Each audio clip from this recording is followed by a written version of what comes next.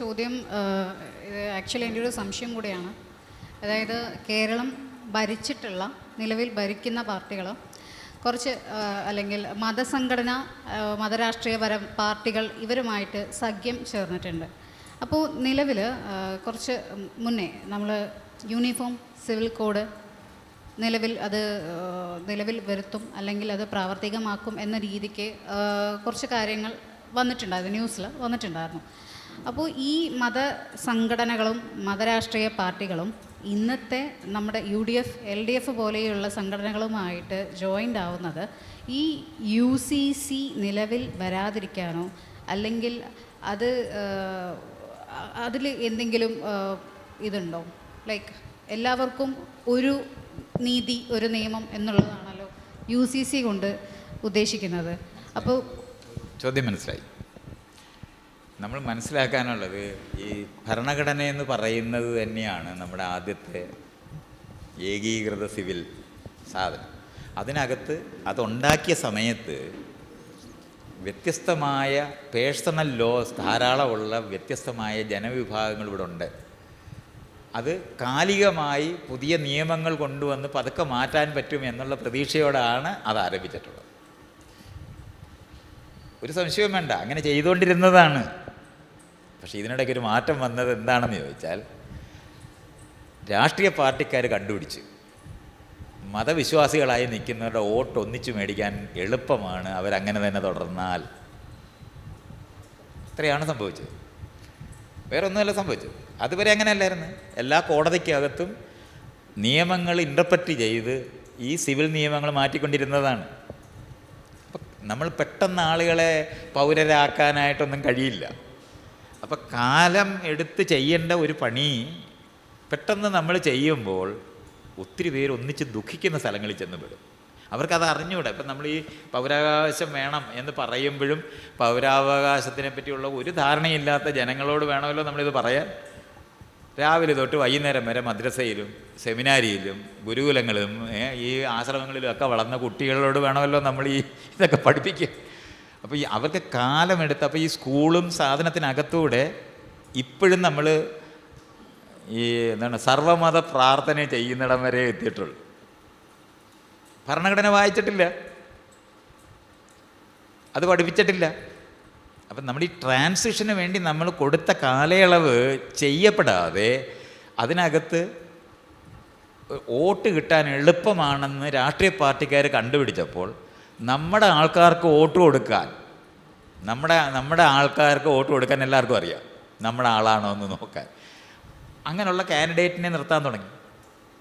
അപ്പോൾ ഇലക്ഷൻ ജയിച്ചാൽ ഒരു വോട്ടിന് ജയിക്കണം, അത് എങ്ങനെങ്കിലും ജയിക്കണം, അത്ര മാത്രമേ ഉള്ളൂ. അങ്ങനത്തെ രാഷ്ട്രീയ പാർട്ടിക്കാരായി എല്ലാവരും മാറിപ്പോയി.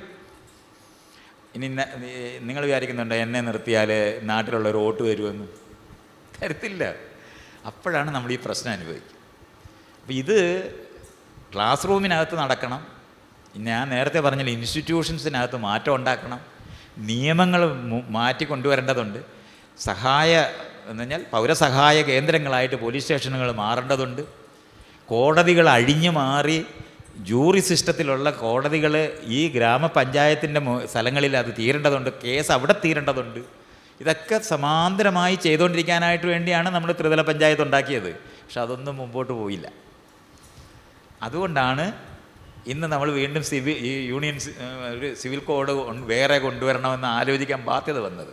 അപ്പം ആളുകൾ നോവാതെ പെട്ടെന്ന് ഷോക്ക് ചെയ്യാതെ ട്രാൻസിഷൻ കൊണ്ടുവരാനായിട്ട് ശ്രമിക്കേണ്ട സമയത്ത് ചെയ്യാതിരുന്നത് കൊണ്ടാണ് ഇന്ന് നമ്മൾ ആ പ്രശ്നത്തിൽ ചെന്നുവിടുന്നത്. പക്ഷെ അതിനകത്ത് ഏറ്റവും വലിയ പരാജയപ്പെട്ടത് രാഷ്ട്രീയ പാർട്ടിക്കാർ ഇലക്ഷന് ജയിക്കുന്നത് എളുപ്പമാകാൻ വേണ്ടി അവർ ഈ പണി ഒപ്പിച്ചത് വഴിയാണ്. നമ്മുടെ ആൾക്കാരെ ഇലക്ഷന് നിർത്തുക എന്ന് പറയുന്നതാണ് എളുപ്പം എന്ന് കണ്ടുപിടി.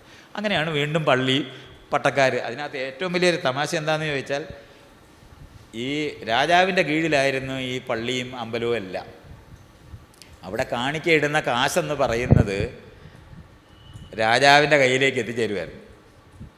രാജാവിന് പ്രിവിപ്പേഴ്സും കൊടുത്ത് പിരിച്ചു വിട്ടു. ഈ കാശ് മുഴുവൻ ഈ മതനേതാക്കളുടെ കയ്യിലായിപ്പോയി. അവർ വലിയ പണക്കാരായി മാറി. അപ്പോൾ അവർ ജോലി കൊടുക്കാൻ അവർ പെട്ടെന്ന് തന്നെ പള്ളിയിലും അമ്പലത്തിലുമൊക്കെ ആൾ വരുന്നത് വളരെ കുറഞ്ഞായിരുന്നു. ഈ സ്വാതന്ത്ര്യ സമരത്തിന് ശേഷമുള്ള കാലഘട്ടത്തിൽ ഇവിടെ എത്ര അമ്പലം ഇടിഞ്ഞു പൊളിഞ്ഞ് കിടന്നിരുന്നതെന്നറിയാമോ? അത് കഴിഞ്ഞ് അവർ കണ്ടുപിടിച്ച് അവർക്ക് ഇത്രയും കാശ് വരുന്ന ഈ കാശ് മുഴുവൻ അവരുടെ കയ്യിലായതോടെ എല്ലാം നവീകരിച്ച് സകല സ്കൂള് കോളേജ് മുഴുവൻ അവരങ്ങോട്ട് അങ്ങ് ആരംഭിച്ചു. അപ്പോൾ ഈ സ്കൂളും കോളേജും ഒക്കെ മത നേതാക്കളുടെ കയ്യിലായപ്പം അവിടെ പഠിക്കാനായിട്ട് പോകുന്ന ആൾക്കാരില്ലേ, അവർ എന്താണ് സൺഡേ സ്കൂളെന്നും മദ്രാസയൊക്കെ അങ്ങ് ഉണ്ടാക്കാൻ തുടങ്ങി. ഇതാണ് സംഭവിച്ചത്. ഇത് കോൺഷ്യസ് ആക്റ്റായിട്ട് നമ്മൾ കൊണ്ടുവരേണ്ട ഒരു കാര്യമായിരുന്നു, അത് ചെയ്യാൻ കഴിയാതെ പോയി. അതുകൊണ്ടാണ് വീണ്ടും നമുക്ക് ഈ സിവിൽ കോടതി സിവിൽ നിയമം കൊണ്ടുവരാനായിട്ട്, സിവിൽ നിയമം വേണ്ടതെന്ന് ചോദിച്ചാൽ വേണ്ടതാണ്, സംശയമൊന്നും വേണ്ട. പക്ഷേ നോവാതെ ചെയ്യേണ്ട ഒരു സ്ഥലമുണ്ട്. പെട്ടെന്ന് ഞാൻ നേരത്തെ പറഞ്ഞില്ലേ, ഞാൻ പൗരനാണെന്ന് തോന്നിയ ഒരാളും ഇന്ത്യയിലില്ല. 1950 ആഗസ്റ്റ് 27 ആഗസ്റ്റ് അല്ല ജനുവരി 27 ഒരാൾക്കും തോന്നിയിട്ടില്ല ഞാൻ പൗരനാണ്. അത് നമ്മുടെ കോൺഷ്യസ്നെസ് ആയിട്ട് വരണമെന്നുണ്ടെങ്കിൽ പഠിപ്പിച്ചാലേ പറ്റുള്ളൂ, പരിശീലിപ്പിച്ചേ പറ്റൂ. പൗരൻ എങ്ങനെ ആകേണ്ടതെന്ന് ക്ലാസ് റൂമിൽ പഠിപ്പിച്ചേ പറ്റൂ. നടന്നിട്ടില്ല. ഇത് നമ്മൾ അറിയേണ്ടതുണ്ട്. ഇതുകൊണ്ടാണ് നമുക്ക് വീണ്ടും ഇതെല്ലാം നമ്മൾ എന്നെ നോക്കിയാൽ മതി, ഭരണഘടനയ്ക്ക് വിരുദ്ധമായ നിയമങ്ങൾ പാസ്സാക്കി പിന്നെ എടുത്തിട്ടുണ്ട്. എന്തുകൊണ്ടാണ്? ഇലക്ഷന് ജയിക്കാൻ വേണ്ടിയാണ്. ഇത് നമ്മുടെ പരാജയമാണ്. അത് അങ്ങനെ തന്നെ മനസ്സിലാക്കണം. നമ്മളൊരു ജനത എന്നുള്ള നിലവാരത്തിൽ ജനാധിപത്യം ഡെവലപ്പ് ചെയ്യുന്നതിന് നമ്മൾ പരാജയപ്പെട്ടു പോയവരാണ്. അതുകൊണ്ട് സംഭവിച്ചതാണ്.